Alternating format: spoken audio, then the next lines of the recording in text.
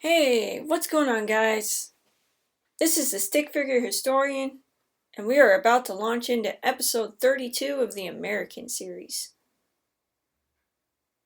We left off last time with a dispute over a cannon in the town of Gonzales in Texas.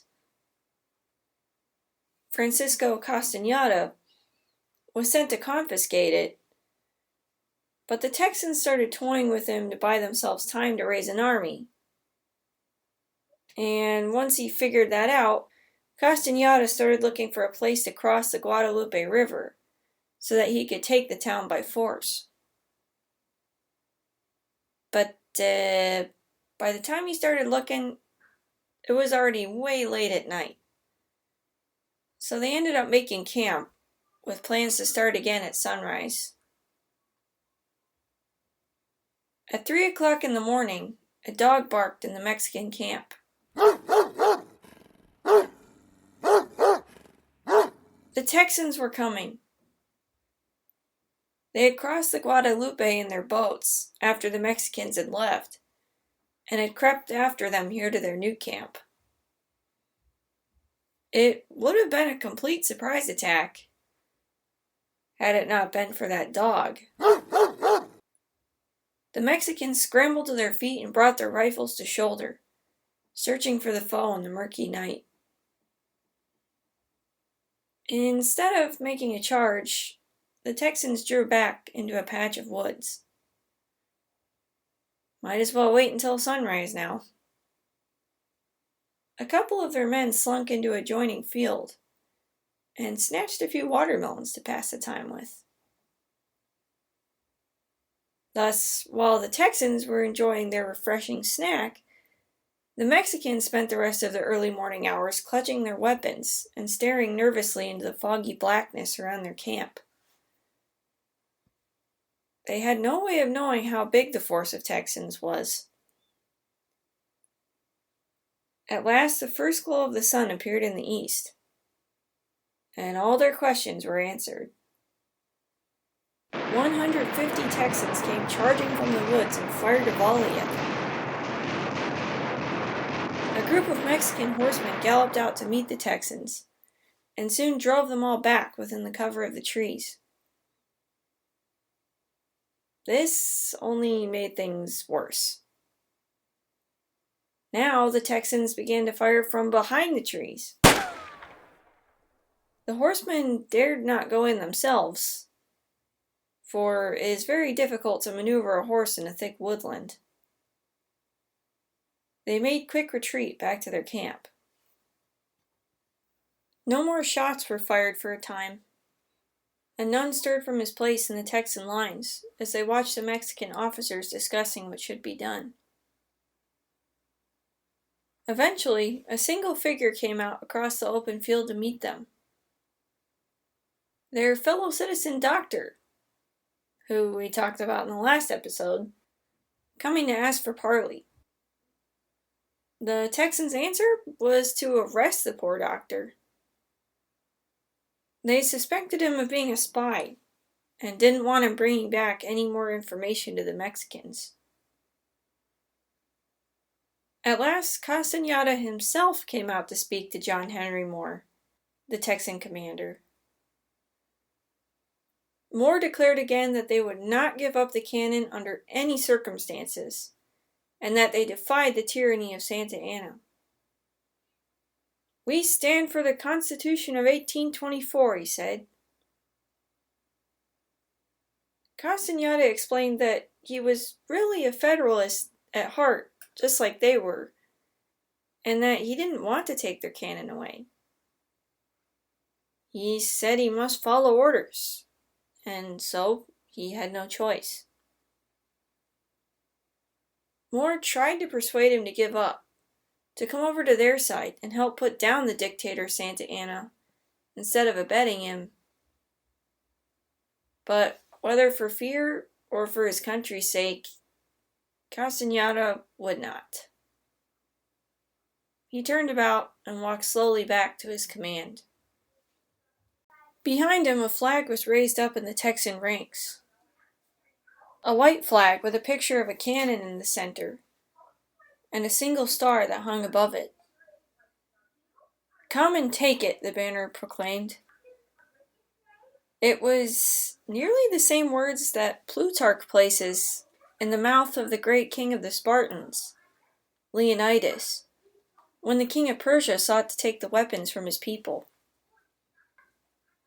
Only he had said, "Come and take them," since it was many weapons, and not merely one. The cannon itself was rolled out into the open, and an explosion rent the air as a round of metal shrapnel was fired at the standing ranks of Mexican troops.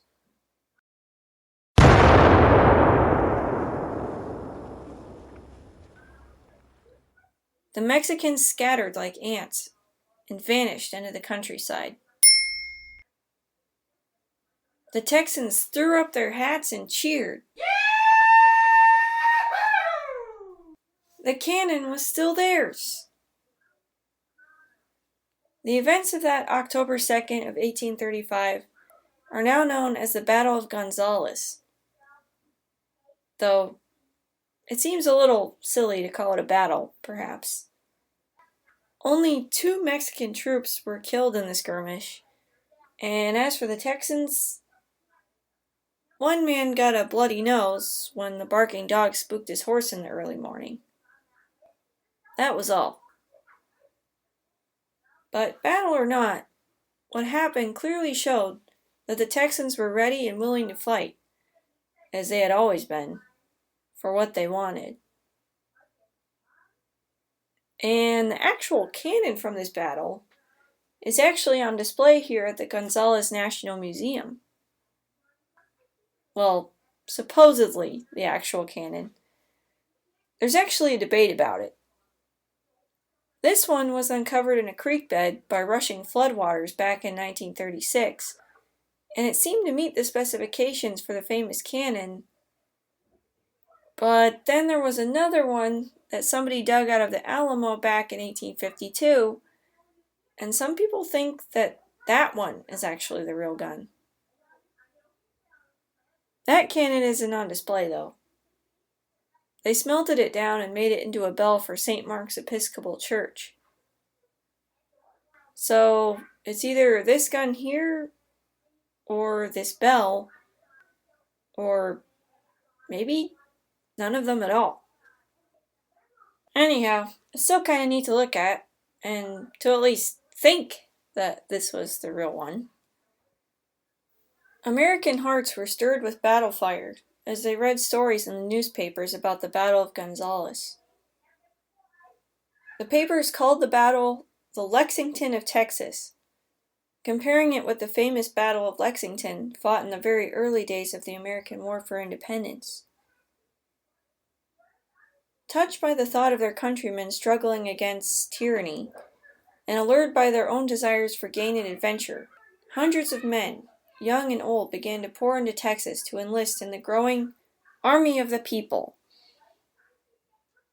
This Army of the People was what the fighting men of Texas had come to call themselves.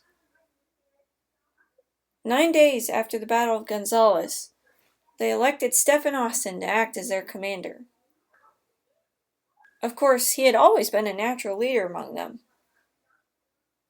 But the trouble was that Stephen really had no military experience whatsoever. And just because the Texans were organizing into a single army, that didn't automatically make them the ideal rank-and-file kind of soldiers. A new name couldn't change what they were before. Small bands of independent-minded men that were used to doing as they pleased.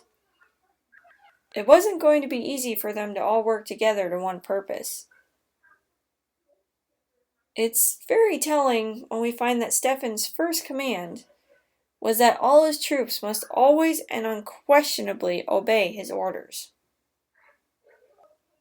The first move of this new Texan army was to march on Bexar. They hoped to drive every last Mexican soldier from the province, just as they had back in 1832. In this purpose, they were united.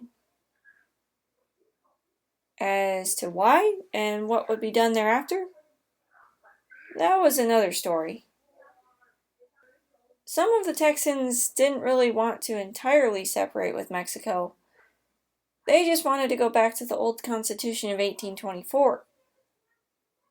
Back to federalism. But others wanted a full break. They saw themselves in the same light as the minister W.P. Smith had painted them. Patriots, like the Americans of 1776, fighting for independence from tyranny. So, you see, they were all for fighting the Mexicans, but they wouldn't all agree on why they were fighting until later. It's helpful for us to remember, when we think about the Texans fighting for freedom and independence, why they really wanted these things. They didn't simply love freedom for freedom's sake. Many of the wealthy plantation owners there held slaves after all. What they really wanted was freedom to run their businesses how they wanted to. Empresarios wanted more American immigrants to be allowed to come into Texas. Plantation owners wanted to be able to buy and import more slaves to grow their sugar and cotton.